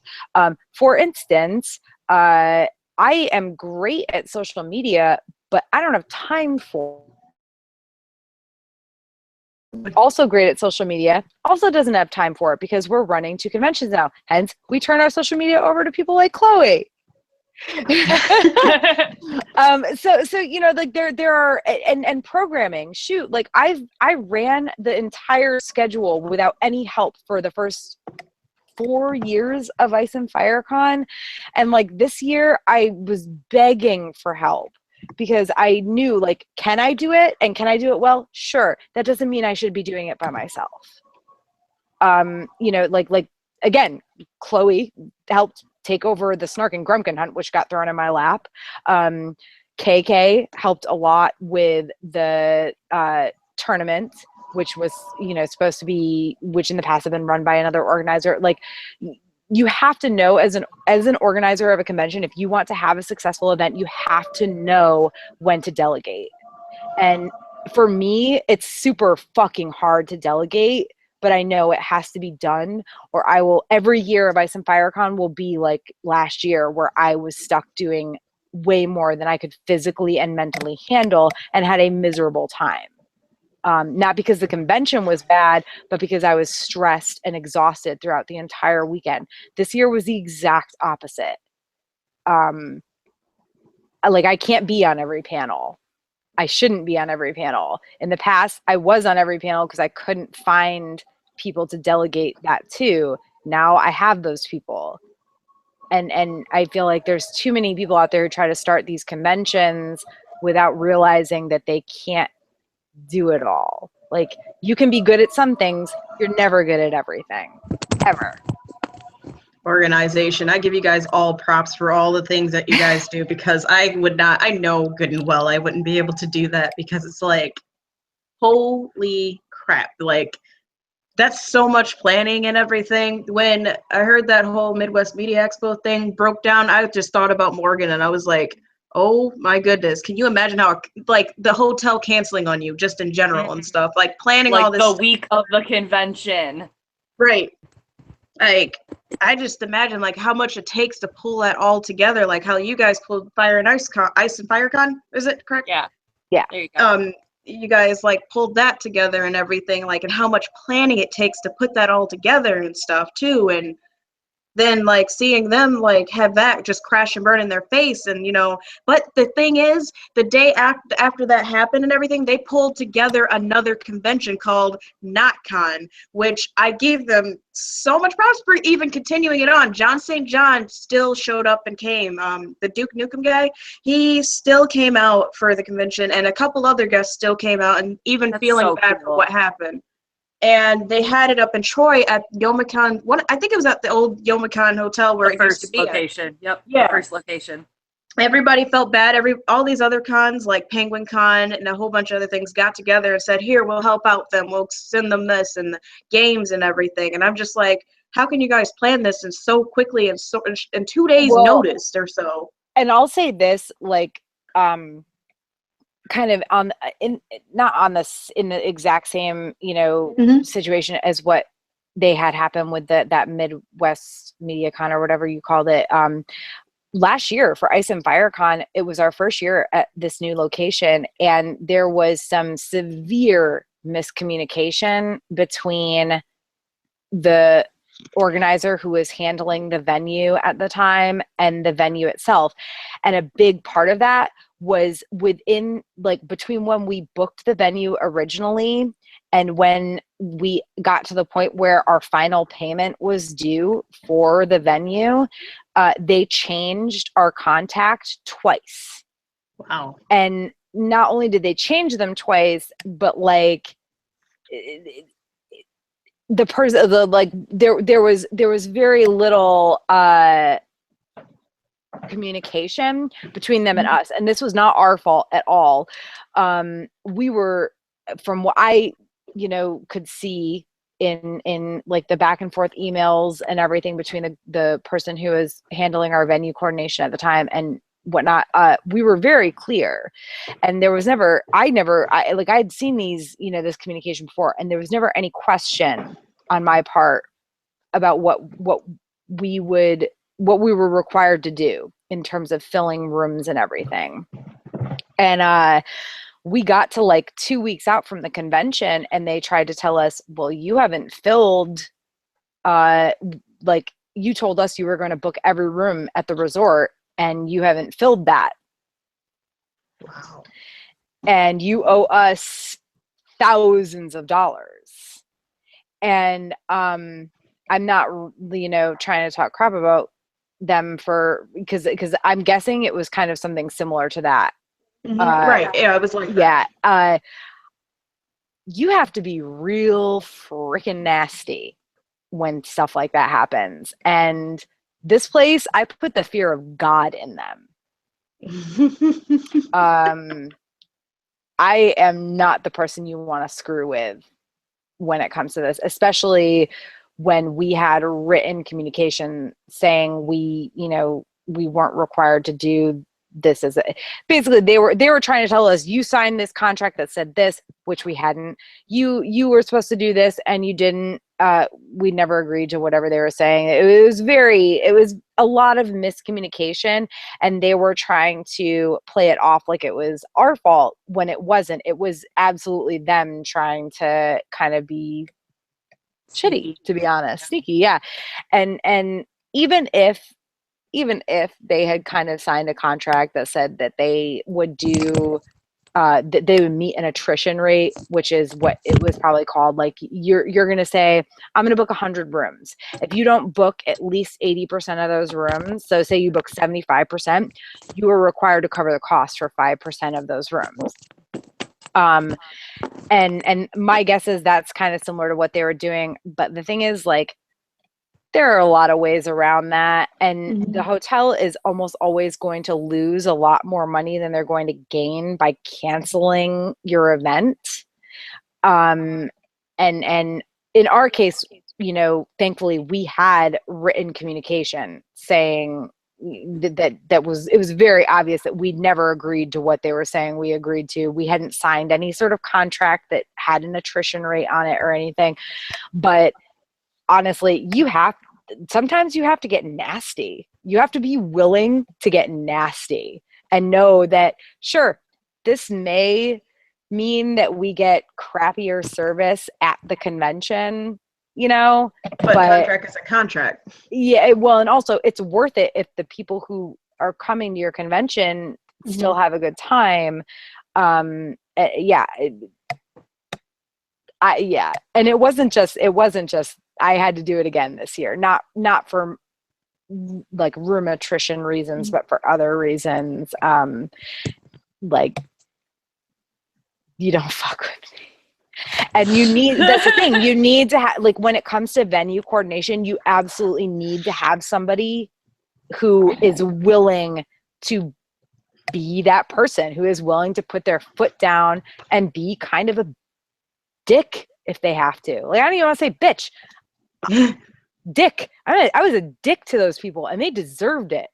Like, and if you don't have somebody who's willing to put their foot down in situations, even if maybe you're kind of in the wrong, like, in the end, if you cancel the entire event, it's going to hurt that hotel more than it's going to help them. You should see the reviews on that hotel at this point, though. Like, oh, I'm sure they rated it down to like a half of a star. That's how much that hotel has gotten that much stuff. And they canceled the whole hotel, their Google reviews, their Yelp reviews, everything. You pissed off the wrong people and stuff. Their whole thing. You don't fuck with nerds. You don't No. fuck with us. Hi, yeah, Sheridan, Atlanta. Remember that time the Sheridan Atlanta tried to fuck with Dragon Con attendees and how well that went for them? That happened?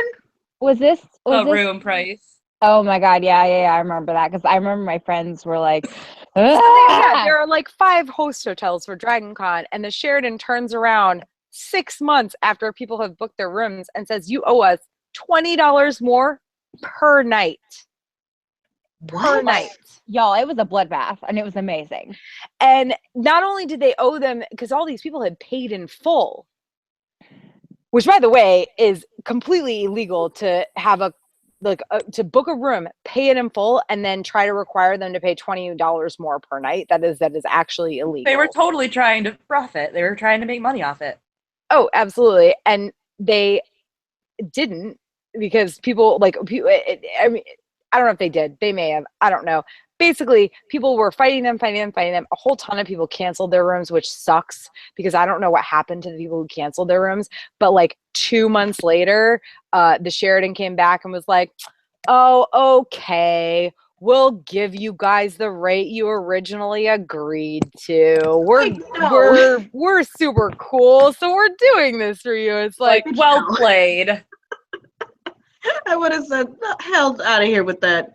I can't imagine that whole thing, but it's already expensive as ever to stay at these hotels in general and stuff. But when you have a right amount of people, like how we like stayed in your guys' room for Dragon Con and everything and stuff, when you get the right amount of people, it's easy to do that and stuff to go by. And It's also easy to fit 20 people on a balcony. oh my God. I think it was really easy. I think it was very easily and well done. So. Honestly, that's one of my favorite memories ever. Like, whenever I tell people about Dragon Con, I was like, this one time, and Chloe was the balcony corral leader. Shut the fuck up. Never let me lead anything. Security came into your room last year. Oh my gosh. I wanted to go down there to see what this is all about. This is after you guys left. So this actually came up on the Dragon Con subreddit. Somebody was like, hey, has anybody ever crammed like a ton of people into their room? Like, I can see Karen's face now. I thought they meant like a party or something. Apparently they meant like trying to cram a bunch of people to sleep in the room. I don't know, for funsies, for one night, whatever. But like, yeah, that sounds fun. Yeah, know, so right? Last year, I didn't even say last year. I said like 1 year. I may or may not have put out a call to my friends saying we were having a party in our room. And we may or may not have been staying at a host hotel that may or may not have been not the Marriott, not the Sheridan, and not the Hilton, and not the and every single friend who showed up brought like 6 people. Mm-hmm. So we had like 50 people in our room. And it was beautiful until the scary security guy, go the fuck home. And I was sitting there and I was drunk and I was like, this is my home. I live here. Oh, God. I missed everything. I heard about it. To be fair, they had every right to call security on us. Yeah, I was not mad at. Oh, it was lit. That was legit. Like, it was that night was lit. Everyone was getting it, and it like the biggest part was it was Sunday night. Like, this is the end. Like, this is like, and I wasn't planning on partying that night. We saw what happened, anyways. But Like I wasn't planning because next morning we had to drive home, so I was like gonna be fine, whatever. And that was everybody on the balcony, and I was the leader, as Bekah said. Yeah, Oh because my like all these gosh. people, but like the best part was like he's like, get the fuck out of the fuck. So people started pouring out of our room, and out of the corner of my eye, I see people being herded onto the balcony. They're like, "Go to the balcony, go to the balcony," and they were like, shut the fuck up. And so like, draw the blinds, and they were like trying to draw the blinds, the ones that like you have to pull them or whatever. So it was like, I know it was like Chloe, and I think a bunch of other people I know. Miguel. Yeah, Miguel, Elena, was Medford out there? I don't fucking know. Who cares? A bunch of people. A bunch of people were out there, and the security guard was so scary. Like I don't know. I was very, very. I'm pretty sure I was on the balcony. And it was my. You were on the balcony with me. Yeah, I was like, ah. And But I was the anyway, leader. But yeah, What did he say? Like the security. It was Brian handled it. he said that he was like, listen, you get 3 strikes. This is your 2.5 strike, and everybody needs to leave this room. So like all the people that were in the room had to leave, but we had like, it wasn't 20 people, but it was definitely at least 15 out on the balcony with the curtains shut.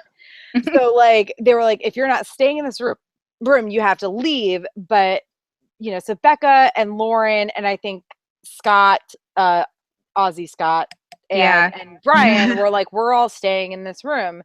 So all these other people, and there were also people shut in the bathroom too. There was somebody Oh my god. Yeah, that one guy who would not fucking leave our goddamn bathroom. Yeah, at one point I had to be like, knock, knock. I have to pee, so you need to go get like sick out in the hallway or something. But yeah, no. So like, other than the people who were in our bathroom, shut in our bathroom, and like the 4 people in the room, Bekah, Lauren, Scott, and Brian, like everybody had to leave. But of course, we had like 15 people out on the balcony with the curtains closed. And I think at some point somebody asked if there was anybody on the balcony, and they were like, no. They were so quiet though. So quiet. Like I was just like, and then they opened the doors after the security guy left, and they just like poured in. Like it was so funny. 2.5 strike. Yeah. Because That's pretty bad. Did we have another strike or no? No, it was just bad enough that it was 2.5, like right then and there. Like that's how bad it was.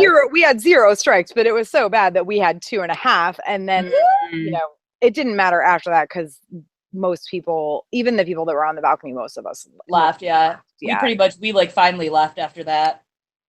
But it was a fun adventure, and I love telling this story to everybody who will listen. Because I'm like, this is what Dragon Con is about.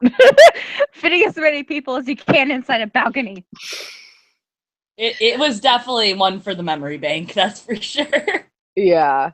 But yeah, I mean, we got sidetracked, but yeah, like Sheridan tried to do it with Dragon Con people, and obviously they weren't about to cancel Dragon Con's contract with them, but they still ended up getting, you know, I guess screwed in a way because they screwed up. Somebody put their rates in wrong, and people who were supposed to be paying $229 a night or $219 a night were paying $199 a night.